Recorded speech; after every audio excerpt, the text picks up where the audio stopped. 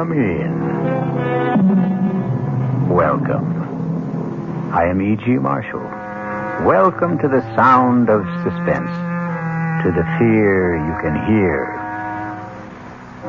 What do you think about witches? Not the bony hags and atrocious crones of Shakespeare and legend, or the poor unfortunates of Salem, but witches who are young, witches who are beautiful, witches who even fall in love.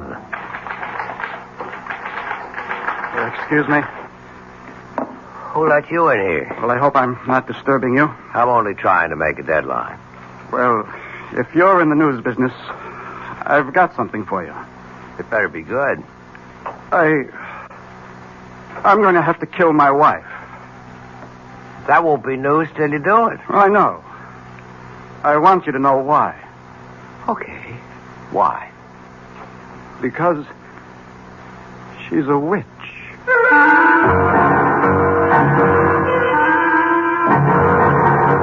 Our mystery drama, I Warn You 3 Times, was written especially for the Mystery Theater by Sam Dan and stars Joan Loring. I'll be back shortly with Act 1.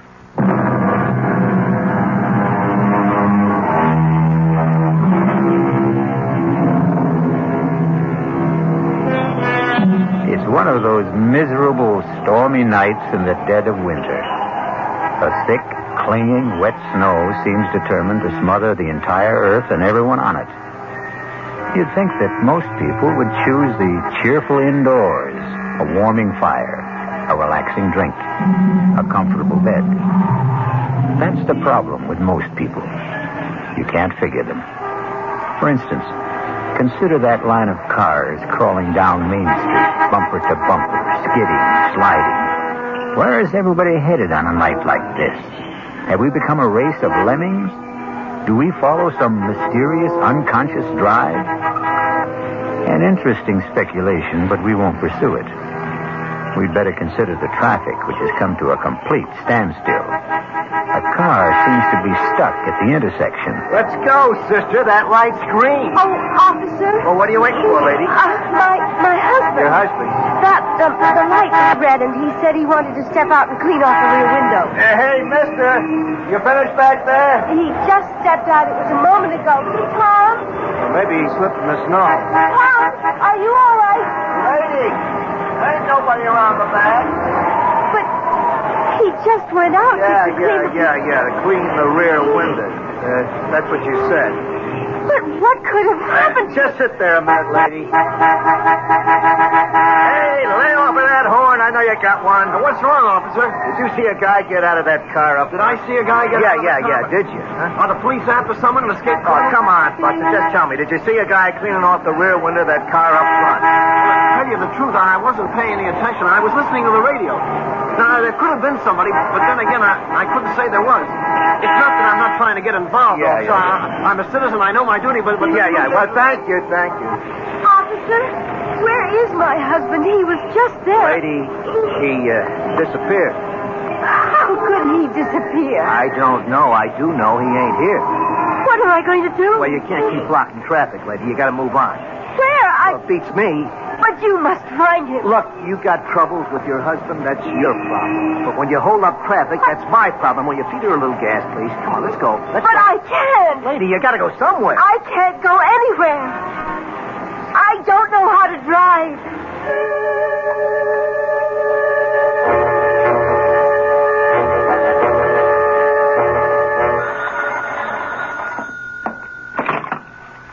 Desk, Lieutenant Carroll. Yeah. Nobody wants this guy, you say? Well, technically, that isn't true. His wife wants him. Okay. Well, look who's here. Lieutenant? You won't win any Pulitzer Prizes around this joint tonight, Peterson. I was hoping you might have a little bone to throw me. Page 1. I'll settle for 2 inches on the bottom of page 38. If you promise to remember 2 R's and 1 L. First name Irvin, not Irving. Lieutenant Irvin Carroll. We may have something shaping up. Ah. I don't know where it can go. Everywhere or nowhere. What have I got to lose? Sitting over there on the first bench. Ooh, that's nice. And married. Well, you win, you lose. A very, very weird story. Tell me about it. No. Let her tell you about it. Why don't you ask her?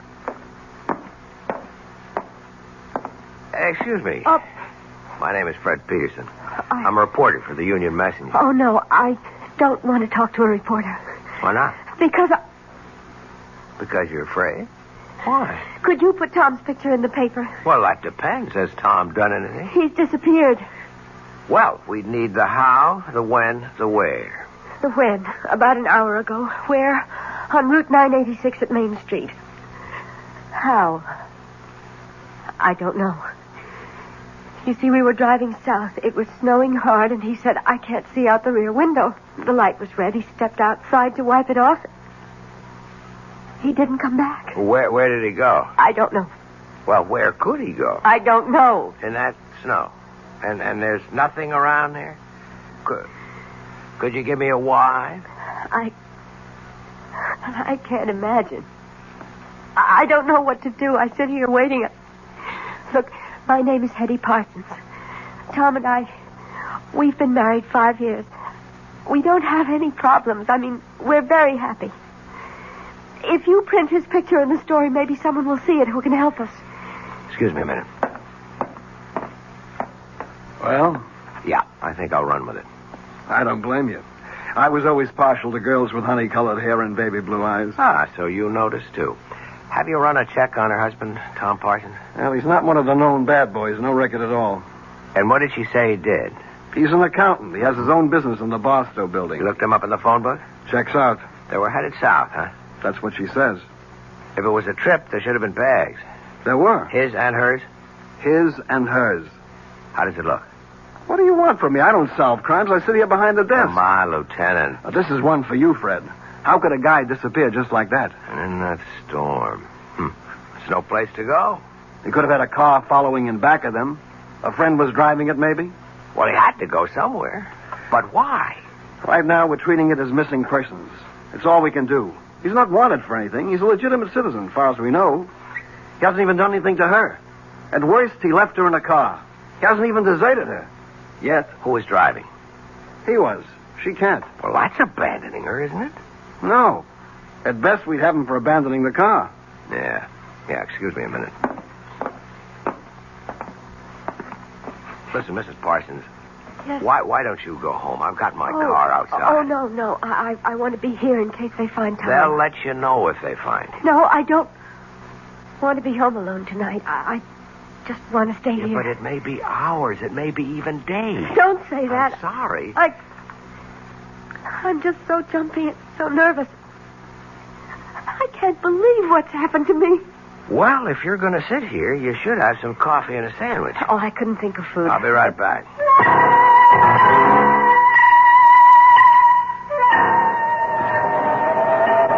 Hey there, Officer Dennis. Well, look who's here, the friendly reporter. Yeah, listen, that girl. Yeah, I was going to ask what girl, but I won't. Yeah, I want to start at the beginning. Oh, well, you know, Lieutenant Carroll's got 2 R's, but Patrolman Dennett's got 2 N's. Yeah. What did happen? Well, like she said, he went out to clean the rear window, and he was gone. Anybody see him? I checked the car and back, but who looks, who notices?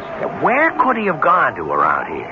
Well, on the south side, you got open fields. On this side, a couple of warehouse buildings blocked up. Night watchman? Yeah, he's a retired cop. No sign of anybody trying to break in, to hide, or whatever he may have wanted to do. Okay, so what could have happened to the guy? Well, it's all very interesting, but in 15 minutes I go off duty, and I won't have to worry about it.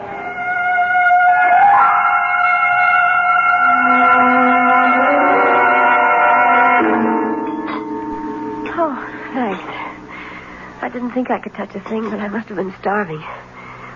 Has there been any word? Yeah, you'll hear the minute they know. Now listen, Hetty, I can help you, but you have to help me. I'll do whatever I can. We have 2 basic roads to explore. 1, somebody was out to get your husband. Oh, no. No. Tom is the mildest, sweetest, most obliging guy on earth. He has absolutely no enemy. That you know about. Tom and I have no secrets from each other. Everybody has at least one enemy. Tom is incapable of hurting anyone in any way. He sounds too good to be true. If he does have a problem, that's it. All right. The second road to explore. He wasn't pushed, he jumped. What does that mean? It means he walked out on you. Oh, it's inconceivable. Why? I've had a liberal education tonight, Mr. Peterson. Call me Fred. No, not yet, or maybe never. I've been introduced to a new world. I've been thrown in with people who basically don't believe in anyone, don't trust anyone, and perhaps they have good cause. Perhaps that's how life is in their world. Perhaps their world is the real world, but it isn't my world. May I ask, do you come from another world? It's entirely possible. I won't call you Fred unless and until we become friends. But that's just a little thing. The policeman who brought me here is a confirmed cynic. So is the lieutenant. And so are you. I must plead guilty as charged. All of you proposed two basic hypotheses. A, my husband was ambushed by enemies. B, my husband abandoned me. You can't conceive of people who... they simply don't make or have enemies. You can't conceive of people who are completely in love. I'm not a fool, Mr. Peterson. I read these attitudes. What a wonderful world you live in, Mrs. Parsons. I hope you can stay there always. We're so dependent on each other, Tom and I. We need each other. We're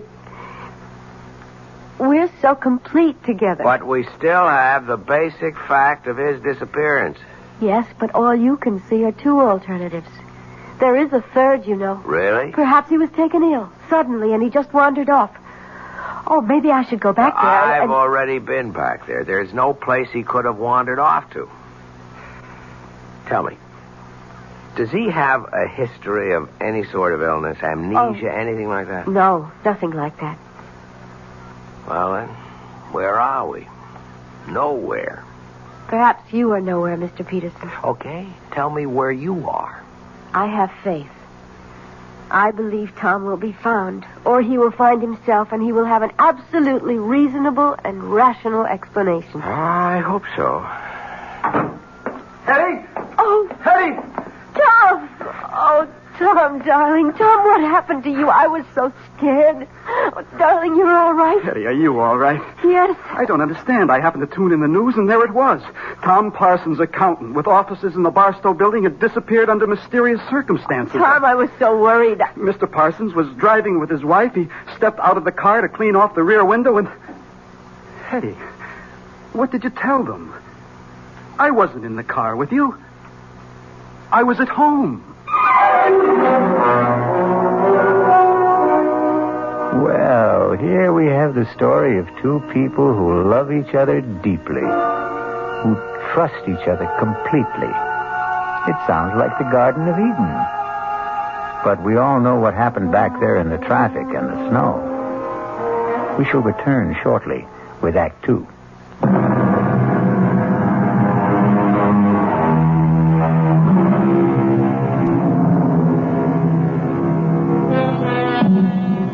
You've seen these couples, or rather heard of them. They dwell in a sea of perfect harmony, never a ripple of discord. But when they do have a disagreement, well, it's a beaut. Here we have Fred Peterson listening to Hetty and Tom Parsons having a fantastic difference of opinion. Tom, how can you say that? Hetty, darling, I was not in the car with you. I was home. Home. You said, let's get out of this miserable cold and snow. Let's head south for a couple of weeks. Hetty, when did I say that? How could I say that? You know I'm swamped with work at the office. You came home this afternoon, Tom. You said, how would you like to leave for Florida tonight? And I said, give me an hour to pack. Excuse me. Who's he? Oh, he's just... I'm just Fred Peterson of the Union Messenger. A reporter? Oh, please, don't be alarmed. I assure you it's a thoroughly respectable profession. Well, I see no point in emblazoning this all over the newspapers. Is there anything to emblazon, as you put it? This is a private affair. Tom, tell me what happened. What happened to you after you left me? Hetty, I told you I never left. Tom. How could I have left you? I wasn't with you. Oh, no, Tom. This time I have witnesses. The police officer, he knows you went out to clear the rear window. How does he know? Because he... Because you told him. Mr. Parsons, now, obviously your wife seems distraught. I would suggest... Keep your suggestions to yourself, Mr. Peterson. Don't you dare imply that I'm overwrought or nervous or hysterical. I am completely calm, extremely rational, and absolutely in command of myself. I know what happened this evening. Mr. Peterson, this is obviously a private matter between my wife and me, and nobody's business but ours. What did you mean, Mrs. Parsons, when you said that this time you had witnesses? Have there been other times when... Hetty, it doesn't do us any good to air this in public. All right, Tom. Take me home. Let me talk to that officer at the desk there. Find out if there's anything we have to do. Well? Well, what? Friend, husband, Tom. He didn't turn out to be quite as advertised.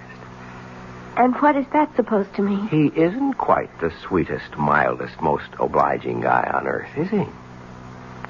He is to me. I guess it's all a matter of how these words are defined, isn't it? And about this oh-so-complete understanding between the two of you. Won't you at least admit you're having a difference of opinion right now? I don't have to admit anything. Okay, don't shoot. I'll go quietly. Are you sure you really want me to go? Please. Regardless of what you say to me. You are in trouble. No, don't deny it. Well, what if I am? I'd like to help you. Why? Because... Would you want to help me if I were middle-aged and fat and sloppy and ugly? It isn't 10 minutes ago. You accused me of living in a world where no one trusted the next fellow or believed in him. You accused me of being a confirmed cynic. Is it possible you don't remember what you say from 1 minute to the next? I'm sorry. Don't be. There's a great deal to what you said. You're kind, but no one can help me. I could try. And no one should try, either. Why not? It's too dangerous. That was the wrong thing to say to me. I'm warning you. You're only getting me in deeper. Please, For Fred. openers, my business is to take chances and get myself into... Hey, you know what happened? What? You called me Fred.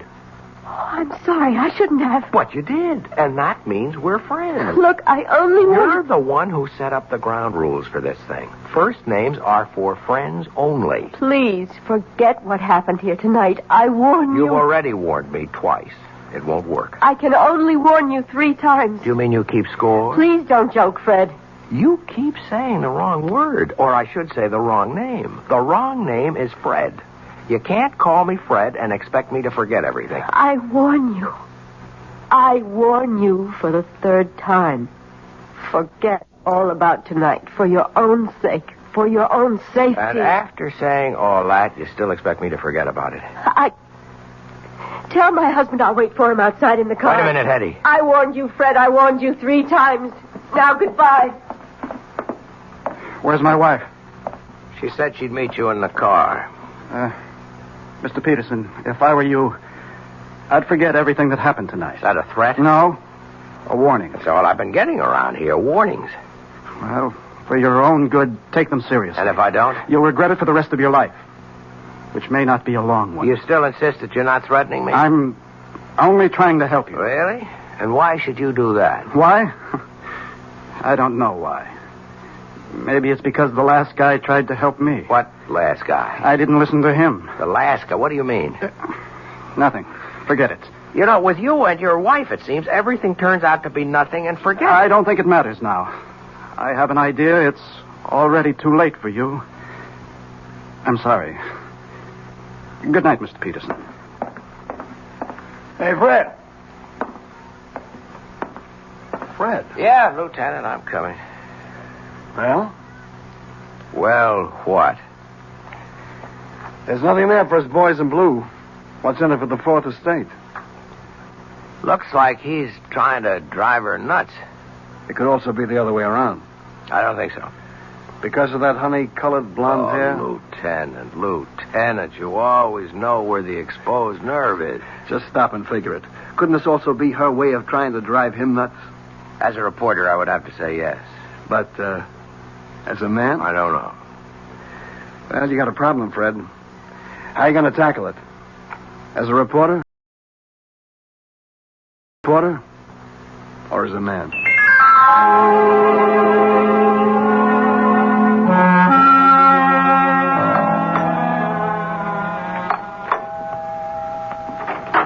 Good morning. Oh, Fred, what are you doing here? Won't you ask me to come in? Well, You could also offer me a cup of coffee. It's been a long drive on a cold morning. Oh, well, I suppose you might as well come inside. How gracious. I'm sorry. I'm still upset, and you should know why. Come into the kitchen. I was just pouring myself a cup. Thanks. Charming place you have here. Thank you. I suppose Tom is generous enough when it comes to money and things. The implication being that he is not generous when it comes to what? Fred, if you insist on talking about Tom, I'll have to ask you to leave. Okay, let's talk about you. No.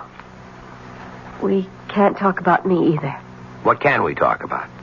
The weather, politics, sports. You'd be surprised I'm a very well-informed person. We could talk about art or literature. I didn't come here to talk about those things. I know why you came here. Do you? Fred, I'm a married woman. But you're not a happily married woman. I'm happy enough. Okay. Let me tell you why I'm here. As a reporter, that is.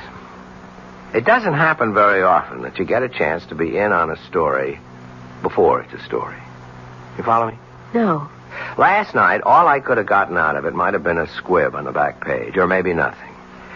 But something's happening here. Something's building. I don't know what it is. But one of you is lying. One of you is trying to destroy the other. And you think you can stop it? Oh, no, that's not my job. But there's going to be an explosion. And I want to be there when it blows.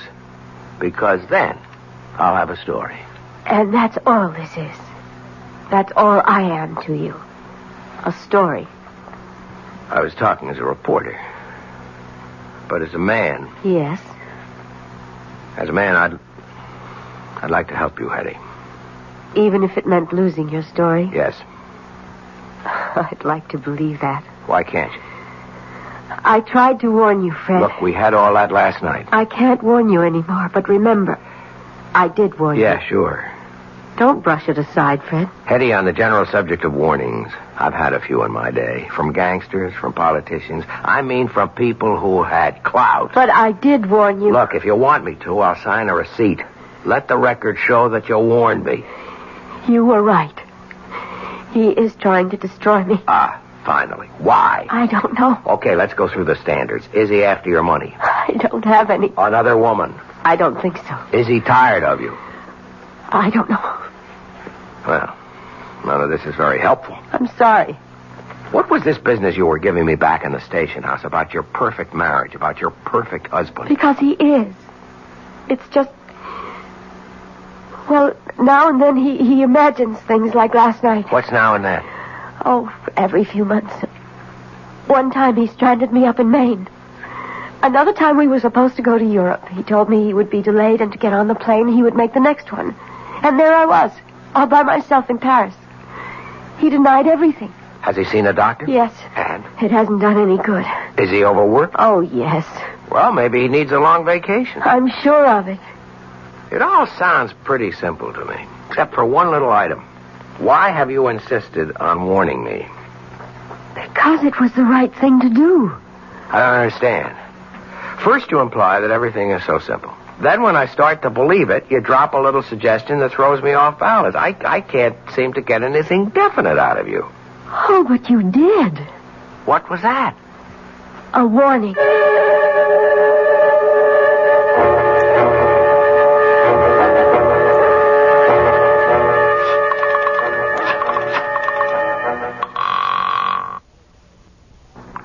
Lieutenant Carroll? Hey, Lieutenant.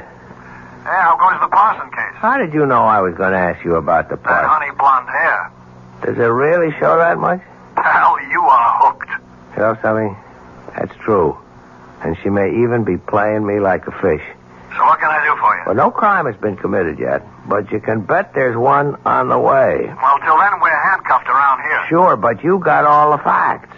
What fact? I mean, you can get at them in a routine way. Work up both of them, some past histories. That's spending the taxpayers' money. You spend the taxpayers' money every day. Something's ready to blow up there. Just be ready for it. That's all I'm asking.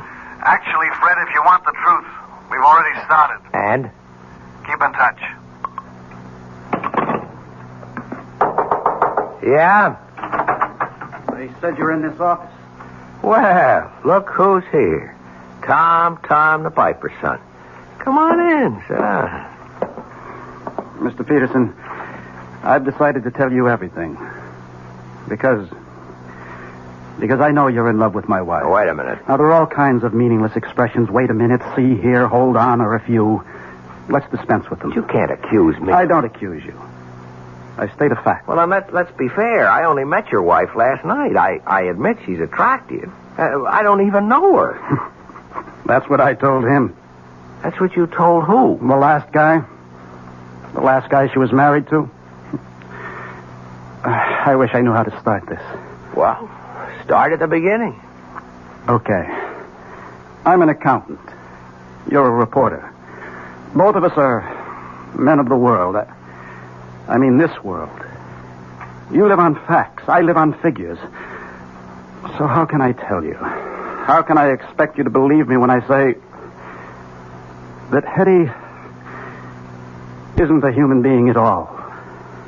She isn't? No. She's a witch.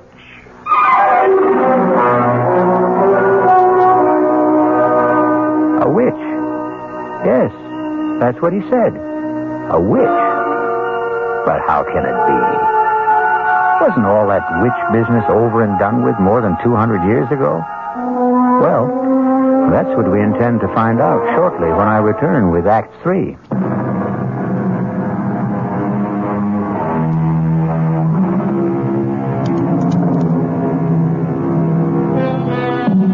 Tom Parsons and Fred Peterson sit in a newspaper office. Both are young, alert, stylishly dressed, every bit the modern, sophisticated men of today. And yet, the subject, the very serious subject under discussion is witchcraft, of all things. Well, it isn't every day a man accuses his wife of being a witch. It isn't every day a man finds out he's married to one. I can only say it's incredible. I know. That's what I said when he told me. When who told you? The last guy. Tell me about the last guy. I met Hetty on a cruise ship about 5 years ago. She said her husband had just somehow disappeared. She was distraught. You know, she does the distraught bit to perfection. I know nothing of the kind. What happened? Had he fallen overboard? Well, that's what she made everybody think. Till we got a radiogram from shore. He claimed he knew nothing about the trip. Well, either he had boarded the boat or he hadn't. Okay, let's get all of that cleared away. There was a ticket in his name. There were some people who claimed they had seen him. The trouble is, there was a pretty drunk bon voyage party. Most everyone was in no shape to remember anything. Oh, yes, the steward did claim to have seen him aboard, but... But? I'm convinced the steward was bribed. So I bought her story. I fell in love with her. Just as you did. And I helped her kill him. Just as you're going to help her kill me. You know what I think? I know what you think. You think I'm a nut. You could look it up. 5 years ago, Stacy's Mountainville Lodge in the Adirondacks. She called me. She was desperate. Come up here. He's going to kill me. I flew up. I found them. They were near a cliff. She was screaming for help. I started fighting him off. I guess he slipped. He fell over the side. He was killed. Look it up. Coroner's office. You'll see. An accident. Let's assume I buy all this. How does it make her a witch? Oh. She told me. She'll tell you afterwards. She's a witch. She falls in love with men, gets tired of them, and destroys them. I think you must I know. I'm here to warn you. But I'm going to kill her first. Let me get you a cup of coffee. You're a fool. I'm here to save your life. Sure. Okay. Look her up. I mean that. See if you can find a trace of her. See if you can find out where or when she was born, who her parents were. She has absolutely no background, I tell you. Don't get Good excited. Lord, this is all so familiar. All of this is what he said to me and what I said to him back there before I killed him. Now, nobody's going to kill anybody. I don't know you, but you look like a nice guy. Take my advice. Save yourself. Save yourself.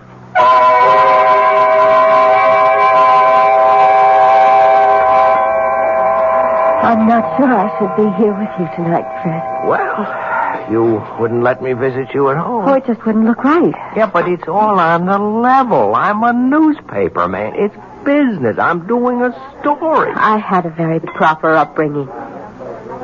Where were you raised, Hetty? I'd rather not talk about it. Why?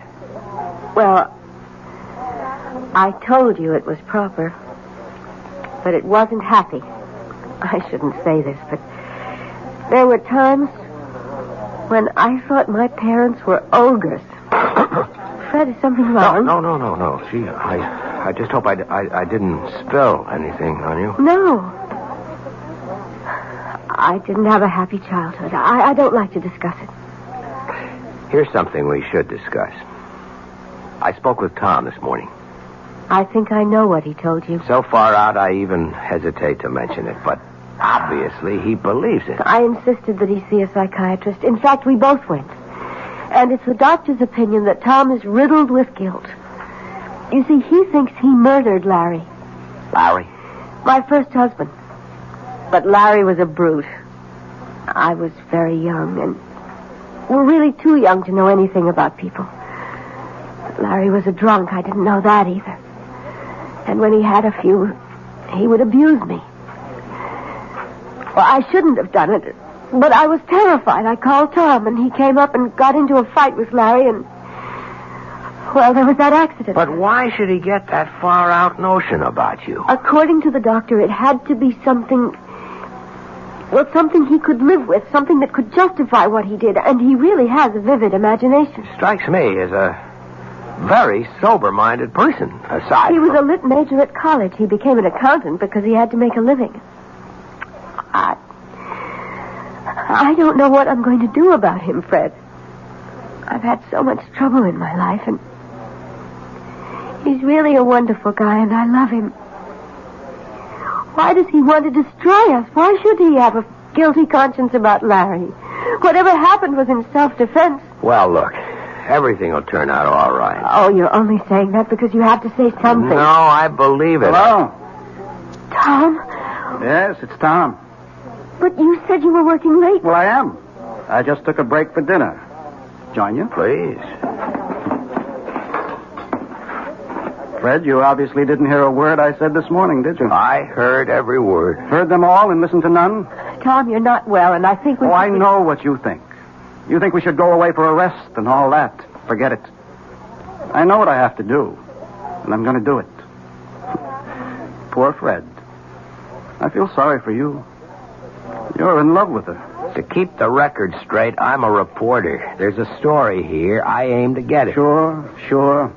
That's what you tell yourself. Let's go along with you, Tom. Suppose what you say is true. Suppose she's what you say she is. Why not walk out, get a divorce? I can't. Why? I hope you never find out. You see, she destroys you. She takes away your capacity to love. Your feelings, your mind. It's as if you're only just nourishment for her. And when everything you have to give is gone, she discards you for someone else. Tom, for your own sake, I think you should be under a doctor's care in a hospital. I suppose I should. But I want to save you. It'll make up for Larry. I must apologize, Fred, for exposing you to all this. I shouldn't have come here. But you wanted to expose him to all this. That's why you came here. You knew I always eat here when I work late. Tom, I'll do anything you want. Just tell me. Disappear. As a supernatural person, you can arrange that without any problem. Please, Fred, go now. Leave us alone. But I don't want to... He's my problem. I have to live with it. And if you stay, well, an audience always excites him.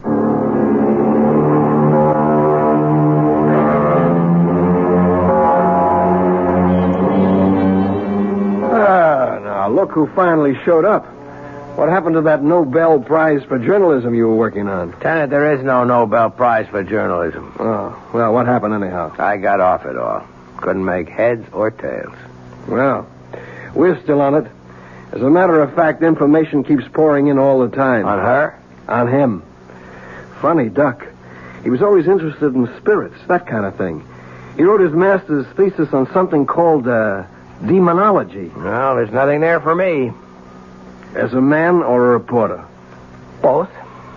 You know, I've been married 10 years, and I've never been tempted. But if I could be, she could do it. Oh, that dame is something. I'm surprised at you, Lieutenant. But there's hope for you. If what you say about the husband is true, he winds up in the loony bin, and after a respectable interval, she could be yours. That's what's in your mind, right? You are the most cynical person I know. Come off it. We're two of a kind.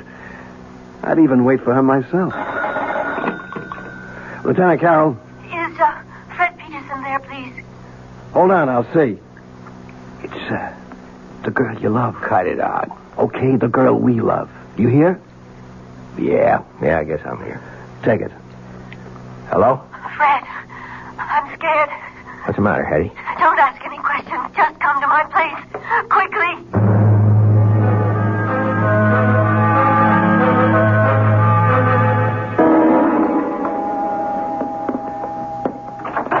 Come in, Fred. Oh, darling, I'm so glad you're here. Hetty, why are you shaking like that? I'm frightened. I'm so frightened. Please, Hetty, calm down. I'm here. Everything is going to be all right. I know it. I know. It's wrong for me to talk to you like this, to feel like this. But I can't help it. No, we'll work it out. Somehow we'll work it out. Now. Why are you scared?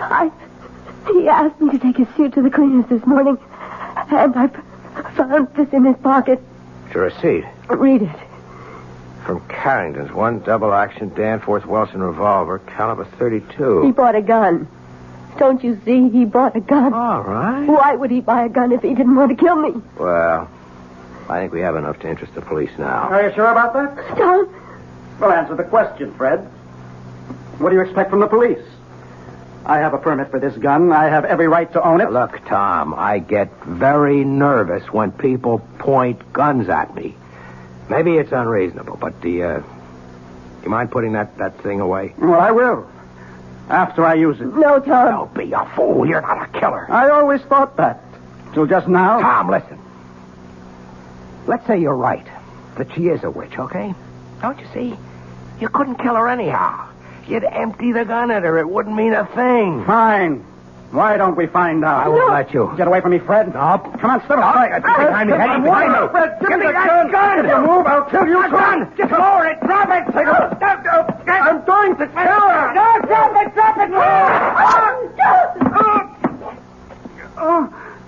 Tom! You did it. Again, Eddie. It did it. Again. Call a doctor, Hetty. What for? You poor sucker. You think she's not worth it.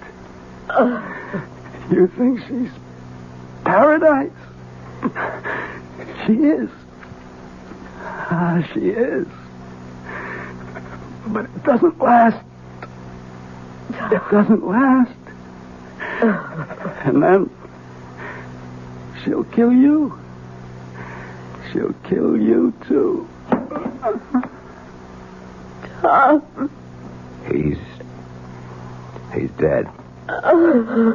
Tom. You saw there was nothing I could do. I know. Better call the police.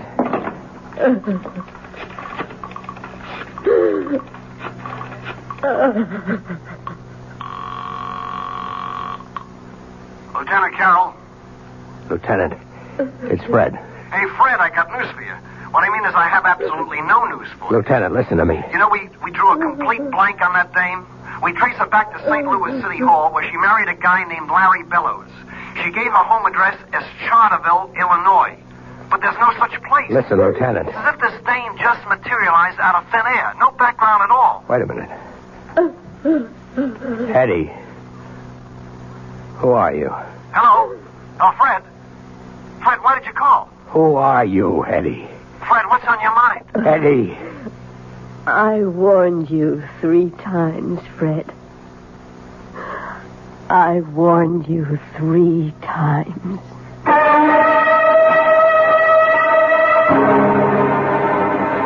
And how many warnings would you have needed? Or heeded? That's the trouble. When they have honey blonde hair, it's so hard to take them seriously. A mistake. You should always take every woman seriously. We'll be back shortly.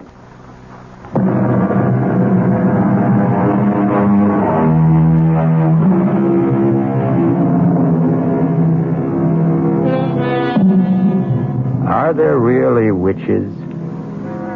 Everyone must keep his own counsel on the matter. However, if you should happen upon a damsel in distress, and she has honey blonde hair and baby blue eyes, remember, we warned you 3 times. Our cast included Joan Loring, Mason Adams, Tom Keena, Alan Manson, and Sam Gray. The entire production was under the direction of Hyman Brown. This is E.G. Marshall inviting you to return to our Mystery Theater for another adventure in the macabre. Until next time, pleasant dreams.